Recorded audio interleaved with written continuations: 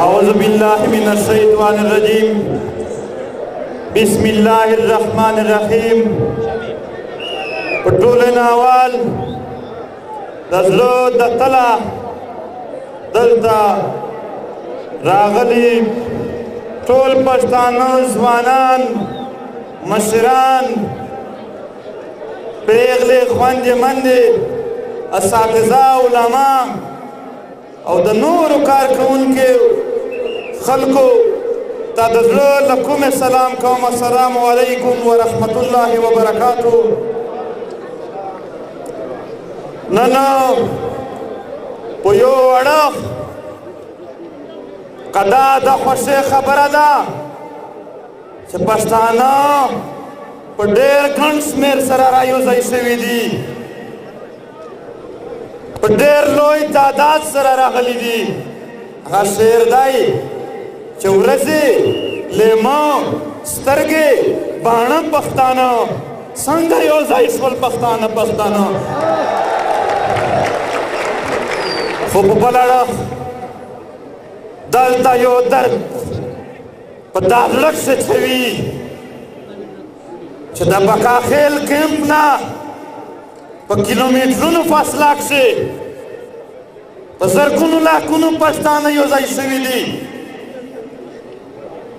هغه بېوسه ژوند، ذلیل ژوند، هغه خوار ژوند د پښتون قام پیغلې هلته تېروي،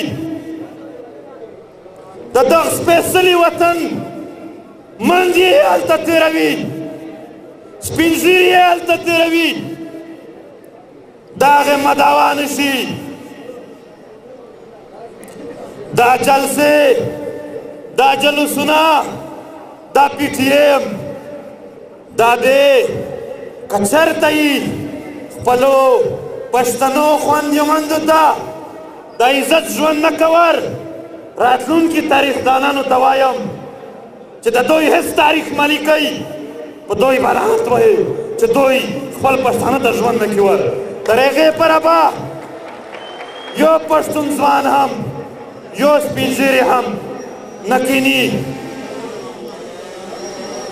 ځوانانو، فیض محمد کاکا په 88 کالونو عمر شي دغه ریاست جیل ته دننه کو. د ده خپله هېڅ مطالبه نه وه، قامي مطالبه یې وه، قامي خبره یې کوله، د وطن خبره یې کوله. نن د قام او د وطن هغه سپین ږیري چې په ټنډې پورې دي هغه هم راوتلي دي، او د قام ماشومان هم دلته په سټیجونو په دغه کښې ناست دي. دا د قام لوی پاڅون دی. او بیا نن د بنو خاوره ته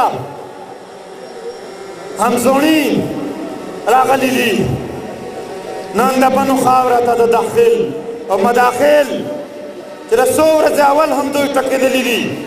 نن هم په میرلي باندې چې خلک را تېرېدو ټارګېټ کلین شوی و، او دلته د وچې خوړې هغه ځوانان هم راغلي دي چې دوی وال ټکول خوړلي دي. دا د مظلومینو جلسه ده، دا د غمزده خلکو جلسه ده. دلته مندې راغلي دي، مخامخ یې وینم د خپلو زامنو تصویرونه یې اخیستي دي. دلته ورونه راغلي دي، په خپل ورکو پسې ګرځي. دا د دغو اجتماع ده. او ریاست ستا اواز ته نه شوی اورېدلی، ستا اواز نورو خلکو اورېدو، خو هغه یې هم په تا نه وپېرزو او ستا نه یې نیټورک بند کو.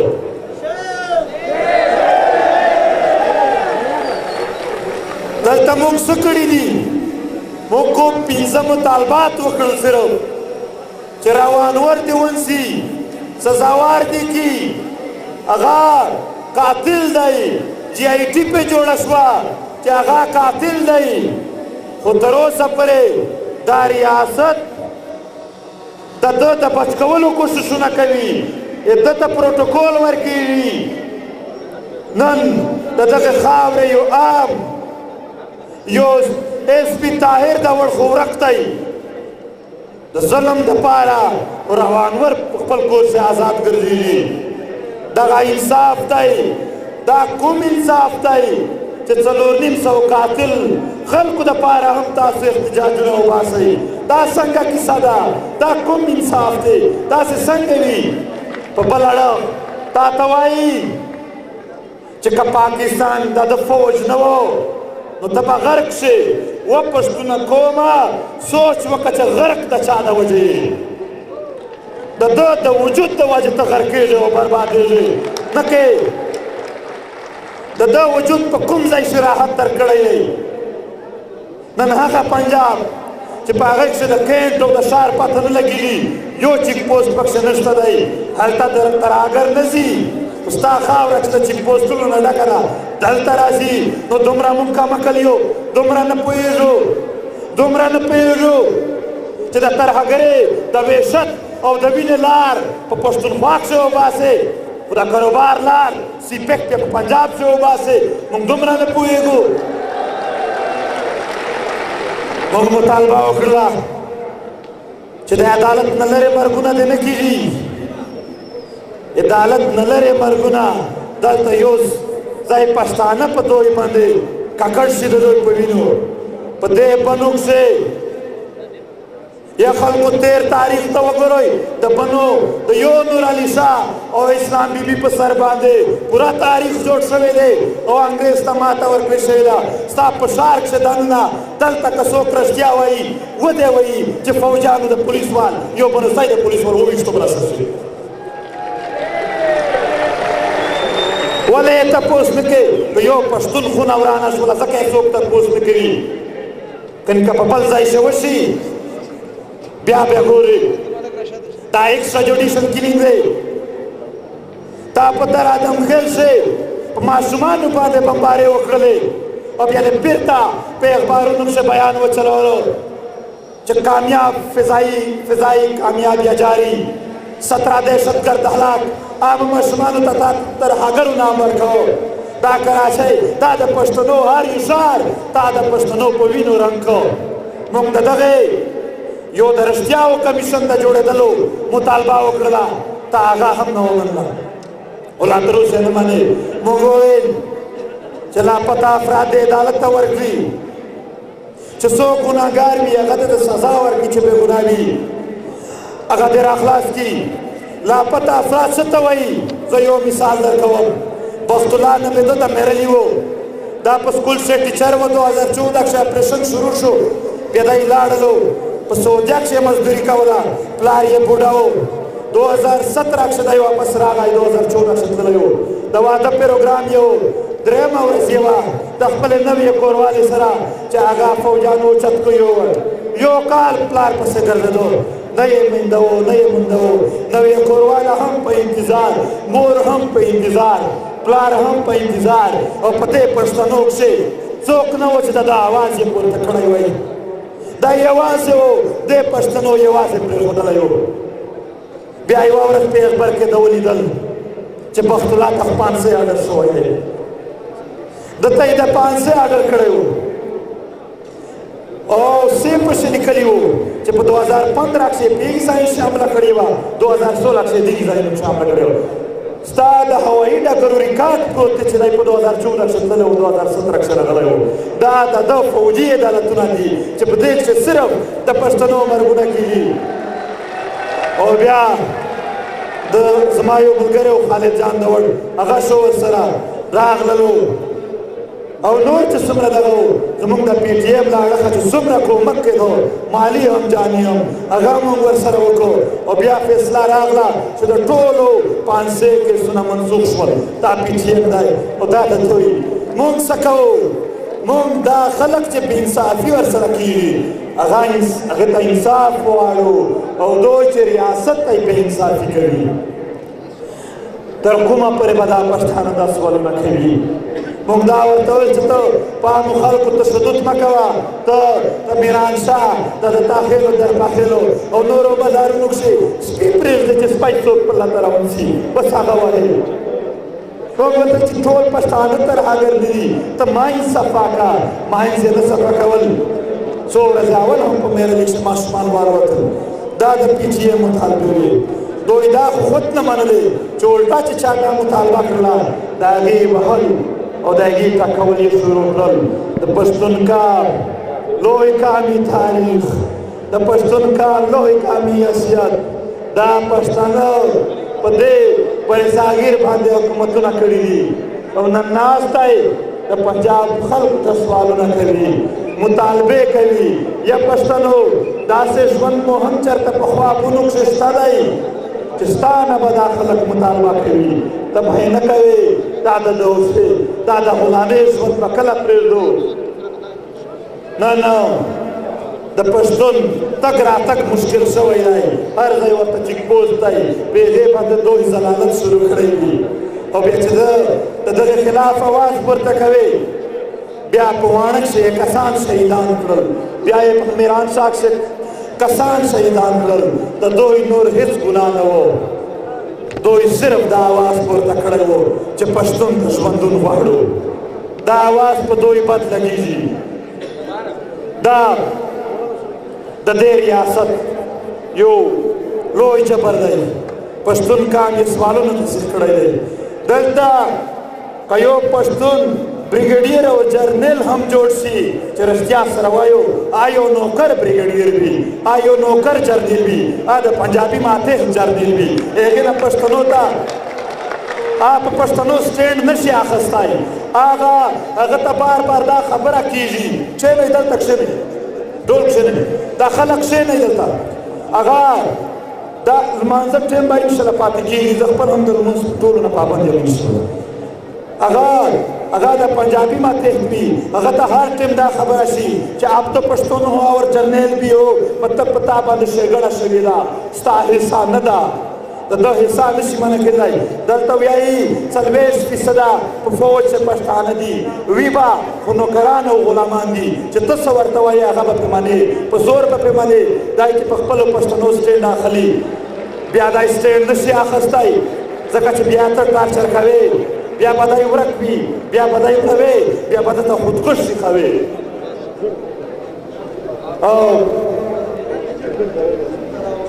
بیا دا څومره جنګ چې کېږي نور یې وژنوي ولې چې په دې خلکو د ولس چې کوم وسایل دي کوم سره زر دي هغې خوند ورکړی دی سم خوند یې ورکړی دی سم یې کور پرې ودانېږي د هغه د نارت وزیرستان وسایل وګوره ته هلته د مومند شي پړانګر شي وګوره ته د باجوړ وګوره ټول وسایل لوټي او څه شي دپاره د هغې دپاره بیا جنګ جوړوي دا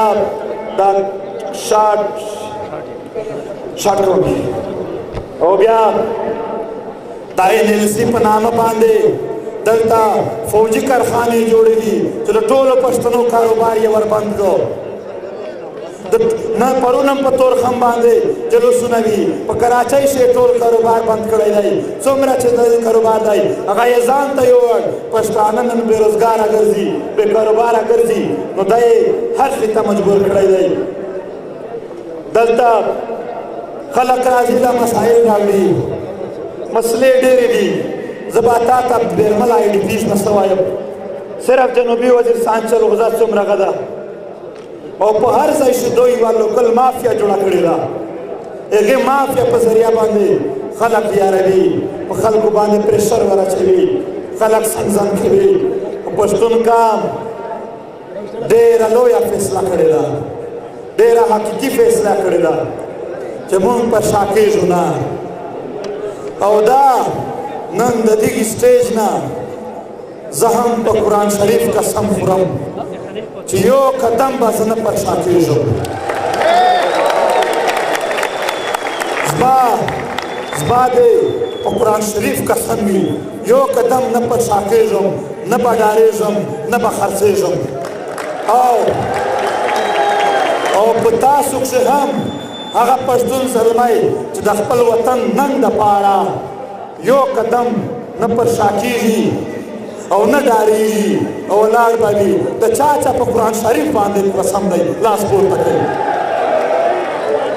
چېرته هم چې مظاهره وي ورته راوځئ چېرته هم چې بل وي هغه به کوئ زه خپلې خبرې لنډوم ځکه چې اوس د لمانځه ټیم دی لمونځ مو نه شو نو د هغې راوله صرف دا وایم دا جلسې چې چا هم یا څه تقریر یا د څه خبرو موقع کمی راغلی وي د سټیج نه بخښنه غواړو د سټیج منتظمین او آس پس چې څومره انتظامیه ده د دغې هم مننه کوم او په ټولو نه لویه شکریا په ټولو نه لویه مننه د دغې ننګیالي ځوانانو مشرانو ده چې دوی راغلي دي او د ده ګراونډ یې ډک کړی دی خدای مو تل آباد لره دا د جاني خیل ملګرو ته چې کومه دمکي میلاو ده هېڅ کله چې ونه یېرېږئ زه بار بار دا خبره ورته وایم زموږ ملګرو ته که موږ پوه شولو چې نقصانونه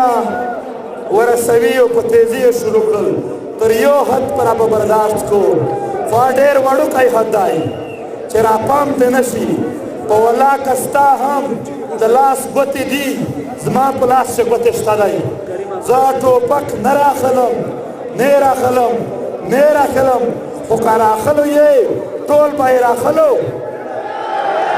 خو موږ دا کار کوو نه دا کار کوو نه په دې خاوره چې څوک ظلم کوي زیاتی کوي ملګرو دا خبره ډېره ضروري خبره درته کوم هر ځای شي چمن هر ځای شي چې د ادارې والا یا بل څوک یا د دغې ادارې چې کوم چپلوسان دي تاسو یې تنګولی نام یې چې درنه هېر نه شي او شکل یې چې درنه هېر نه شي وختونه راځي وایي چې ژوند مې که د پلار دا خو په وار ده وار دې دی دې تېروه وار به مې راشي بیا به سره ګورو چې څوک هغه که په سیول انتظامیه کښې دی هغه سیول کس دی هغه که په فوج کښې دی زموږ عام معافي ده تر نن ورځې پوره په دې نه پس که د پي ټي ایم یو کارکون هم چا ستړیوه ورته ووایه چې نن مې چې څومره ستړیوې ستړی مې که خو ستا شکل زما نه هېر نه دی چې د پي ټي ایم په سر شي چېرته هم مینه توی ده په قسم سره وایو چې هغه مونږ خامخا ګټو هغه خامخا پیغمن کوو او بیا په دعا نه بعد آخري پیغام دا دی چې دا نن چې راغلي وو هم موږ صرف هغه د ده چې کوم چیلنج ورکې ماتولو ته راغلي وو جلسې به بیا کوو او بیا